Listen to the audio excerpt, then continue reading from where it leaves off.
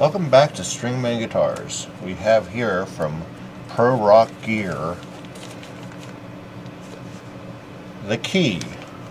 This is the magical thing that allows you to do the intonation on a Floyd Rose style bridge without all kind of guesswork. I've never used one.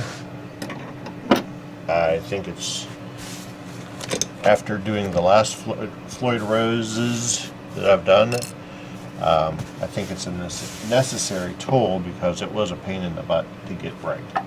So, we will go to our Yamaha Pacifica 721. Very rare guitar for the United States. I'm going to go ahead and get going with this.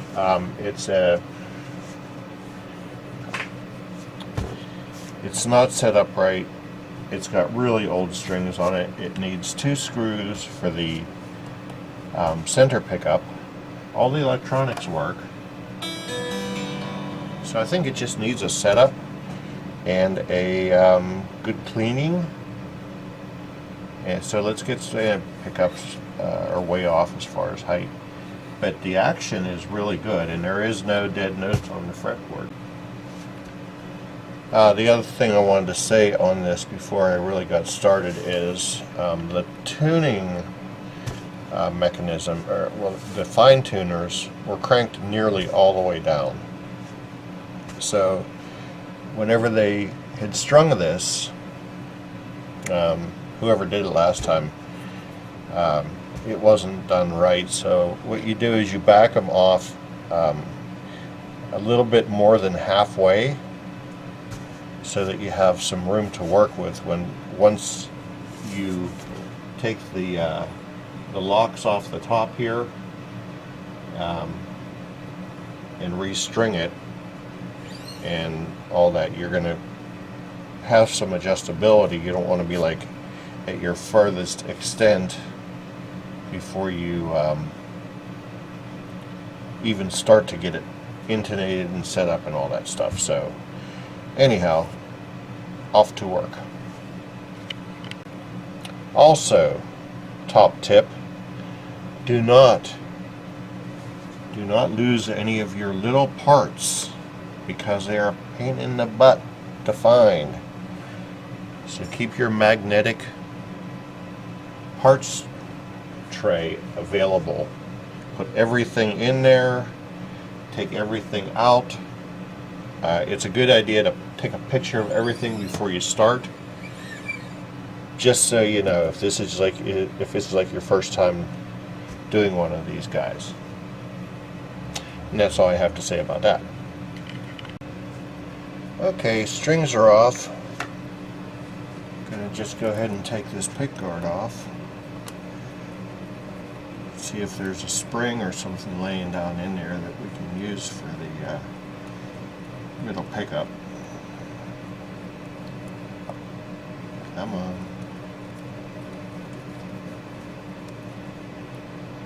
I guess I really don't need to film this. Hold on.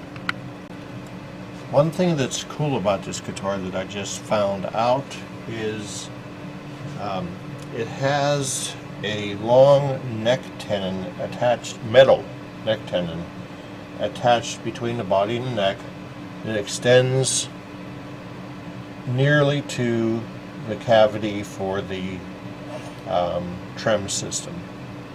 The other thing I noticed is, unfortunately, somebody's had this neck off before and stripped the screws, so we're going to remedy that with a little piece of matchstick and some wood glue. That always works. So I'm just going to do one at a time. I mean, I expect it for an older guitar. You know, when you pick up a used guitar, you never know who's been in it and what they've done. So we're just going to remedy that right now. Just cutting little pieces of matchstick. Jam it in a hole, it makes it tight again. A little bit of wood glue. Everybody's happy.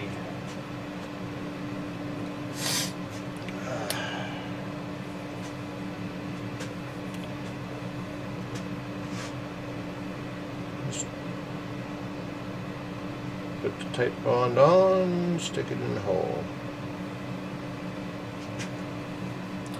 Don't have to worry about getting it on your fingers because it is water soluble. Jam it in there. Take the screw, push the wood down into it.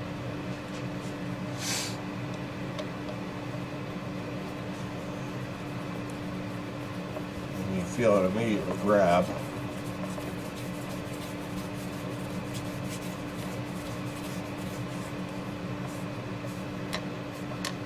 And it tightens. How about that? Just so you know, see what I'm showing you. Here's the other screw. You know, when to tighten it.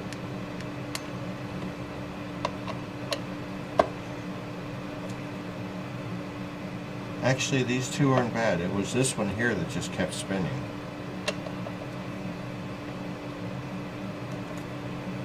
You don't want to over tighten them. But okay, so that's sussed. Like I said, the tight bond glue, perfect for these sort of things. You don't have to worry about it getting stuck on your fingers because it's water soluble. Okay, I'm going to finish cleaning this neck up and the frets, and we will restring it and see where we go from there. Oh, got the middle pickup, new screws and spring in there, so that's all sussed. So everything else is how it's supposed to be. There's no noise in the controls. I probably will take the back plate off and spray a little bit into the two pots in the back just to keep them so they don't need it, you know, right down, you know, shortly down the line. While you're working on it, that's the best time to do this sort of stuff, not whenever it starts to happen during a gig or whatever, you know. Just simple stuff. Alright, so I will carry on. My next trick is simple green on the fingerboard and a toothbrush. There's a toothbrush. Just a regular everyday toothbrush.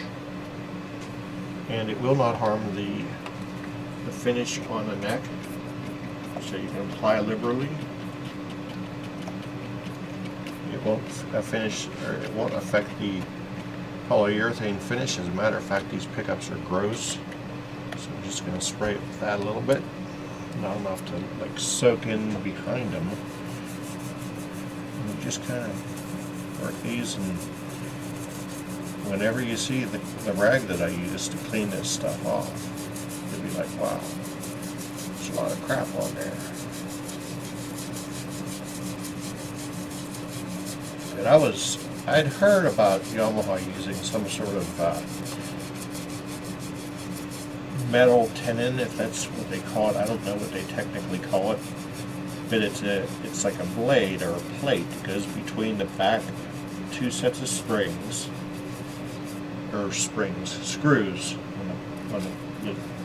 Notice there were two little neck plates that goes behind the second one, further back, closer to the bridge. And that's where that piece of metal is adjusted or mounted. Alright, so let's get a piece of rag, and for visual effects and context, we use a white rag.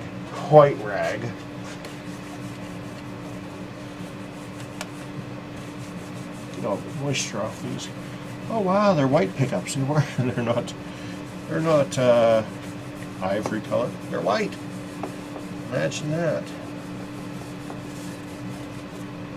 And this is just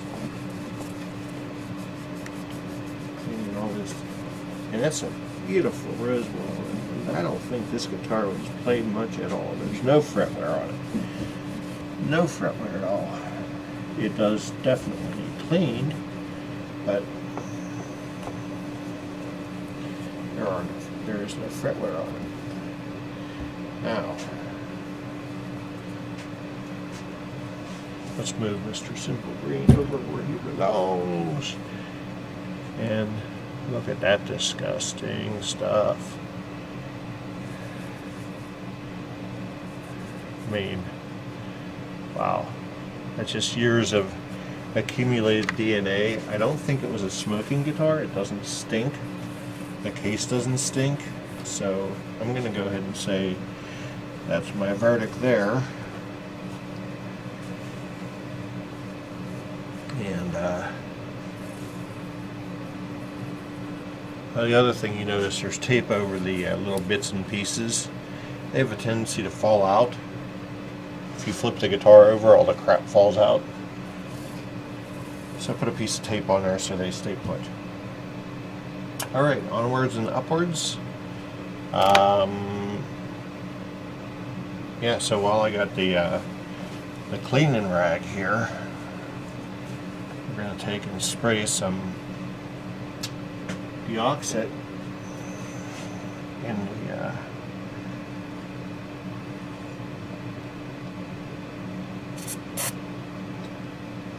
switch and work it back and forth and get the little straw to go in the hole.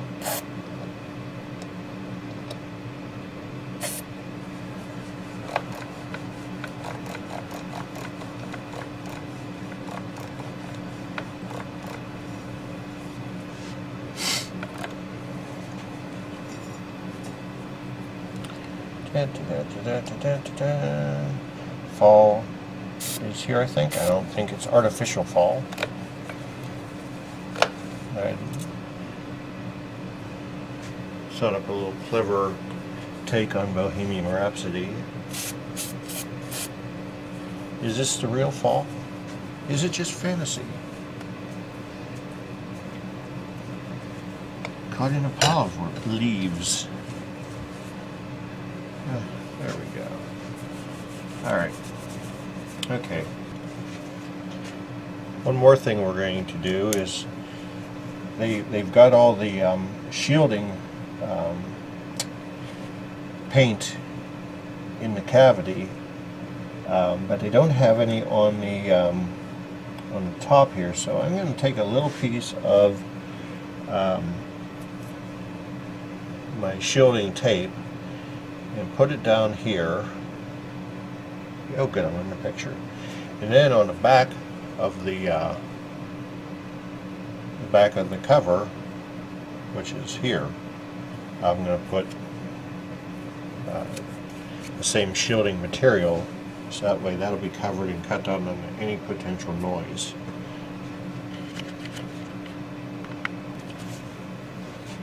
Alright, we're just finishing polishing off our frets.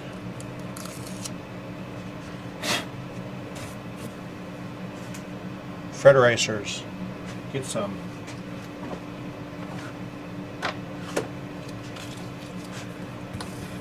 So the last thing I'm going to do today to this thing is we're going to put a little bit of this preservative stuff on here. Boiled linseed oil. Oh no, you gotta use lemon oil. No, you gotta use F1. Oh no, you gotta use this. No, you gotta use that. Most all that stuff, especially lemon oil, has a drying agent in it. It kind of evaporates. It doesn't really seal the. This stuff gets thick. A couple flat. There we go. It doesn't really solve your issues as far as having to, especially on a guitar like this, where you don't want to have to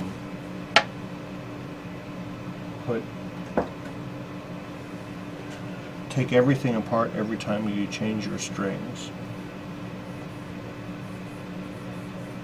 With this stuff here, it actually seals your wood, and you'll notice that it really keeps the wood looking like it's been oiled for probably about a year. So if you don't want to have to go through all that crap with a Floyd Rose type thing, use this, put it on, wipe it off.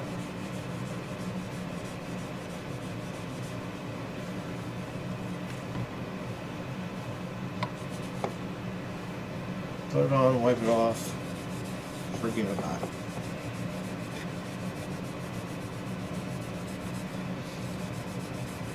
And see, even though it's wiped off, it looks beautiful. Now you really can't see that. Let me take you up there with the sky cam. Hold on. Okay, we're going to go ahead and zoom in a little bit and see the neck.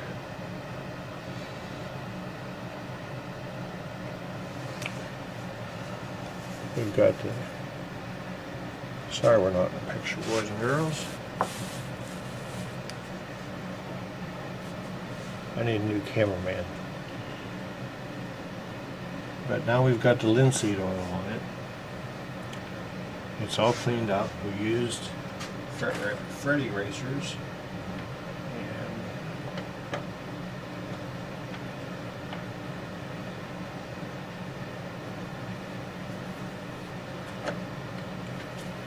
Since I just put the linseed oil, we're going to go over with 2000 grit. Just take off any of the excess linseed oil.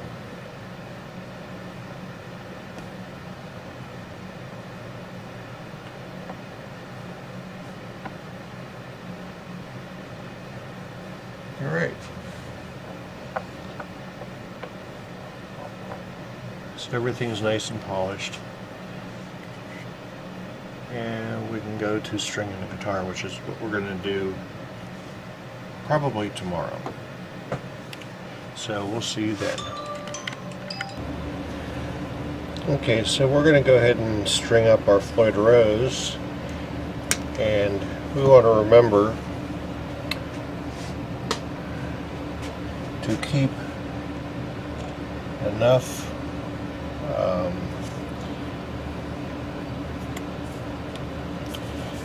wraps on the post, because as you adjust and readjust and so on and so forth, you want to make sure that when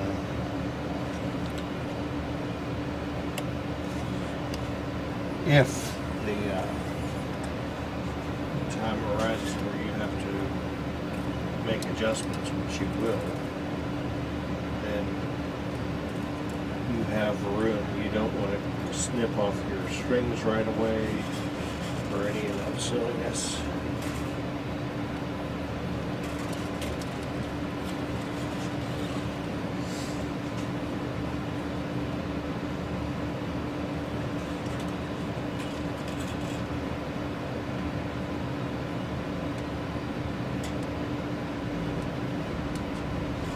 And you do want more wraps on your unwound strings as you compared to your wound strings.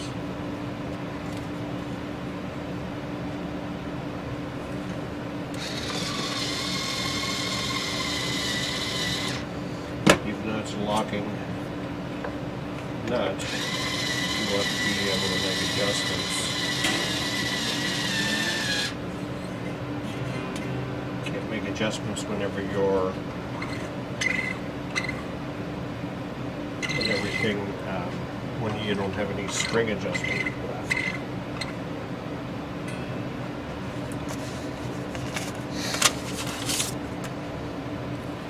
The other thing I always point out is when you're clipping off the ball end, it goes right in the garbage, because you don't want to be down here in your stocking feet, or worse yet, have your wife down here in her stocking feet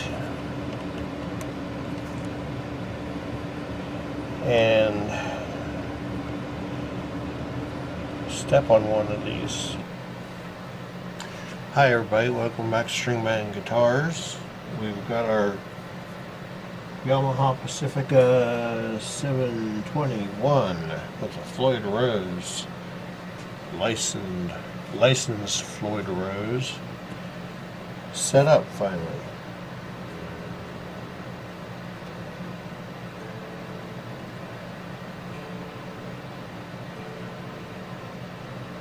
Keep on wanting to go to the headstock to adjust the tuning.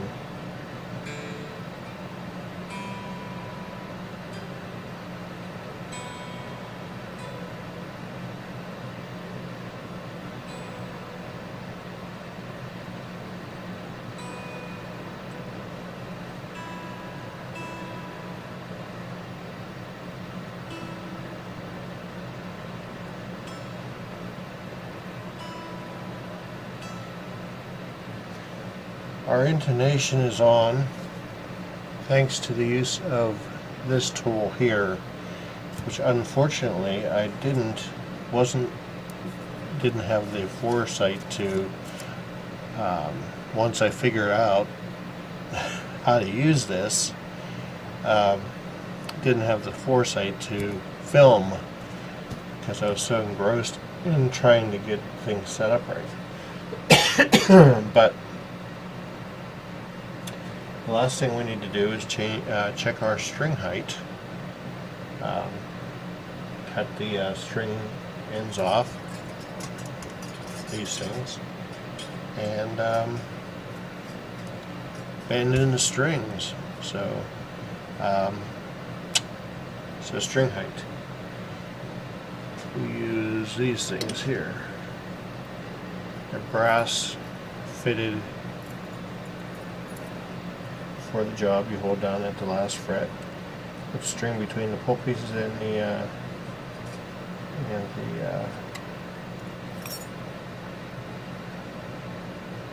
I can't think where my screwdriver go. All the mucking around I've done here.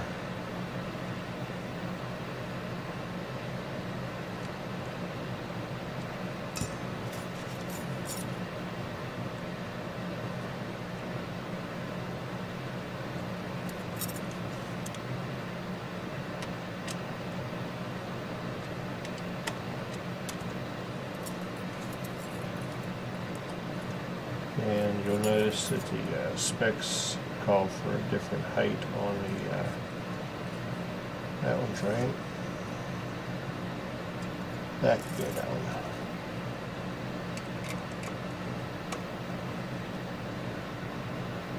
Call for a different height on the bass side and the treble side. And I really like that they use 2 screws on the top of the humbuckers, similar to what Kiesel and Carvin does. There we go. Okay. And then you use the next smaller one for your treble side. Once again, you hold it down at the last fret, slide it under.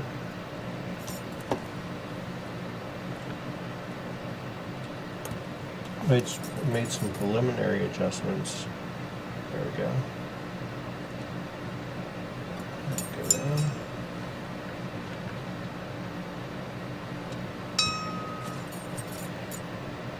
Before pulling out, this is what I used underneath to make the plate sit flat.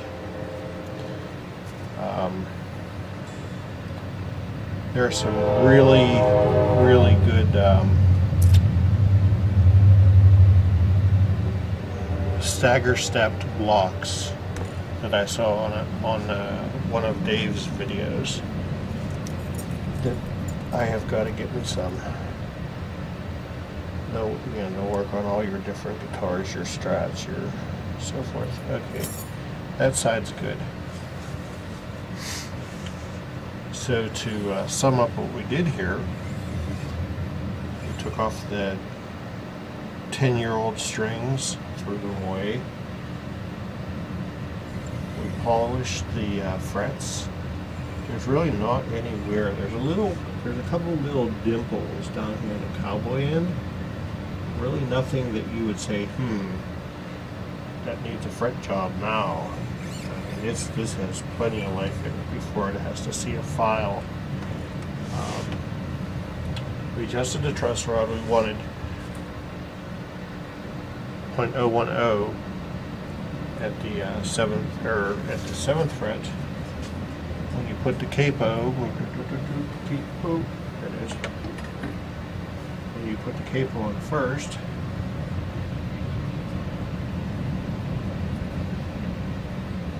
hold down at the 17th. You want that just to squeak in there. It does. Okay, so we did that. We put linseed oil on the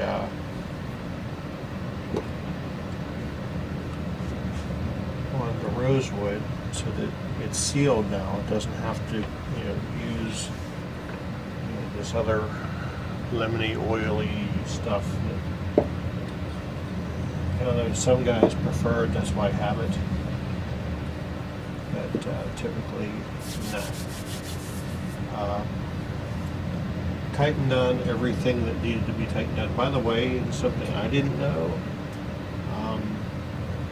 And I guess I should have. I just haven't had that many Floyd Rose type guitars or locking tremolo system guitars in my shop to know this. But on this particular one, I would imagine, but don't quote me, that the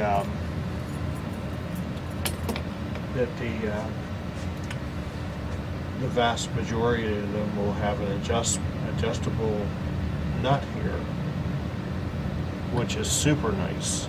No filing and none of that crap.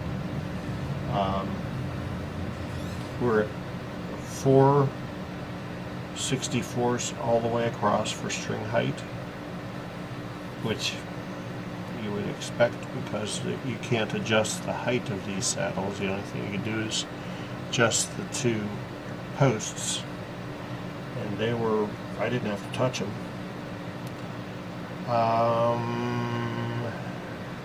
We cleaned the pots, and we also